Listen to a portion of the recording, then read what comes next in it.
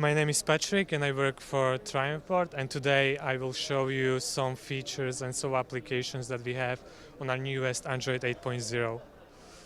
So, as you can see, we have the Google Chrome, the eShare, which is used for sharing application, some basic file manager, whiteboard, Office Suite, which opens all Microsoft Office documents, VLC for video opening. If I go to whiteboard, I can show you some of the cool features that we have. So we implemented detection of different pens. So if you use thick and thin pen, you can write at the same time with different colors.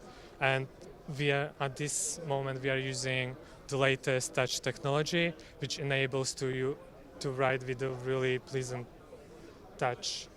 So to visit more, you can go to our website triumphboard.com.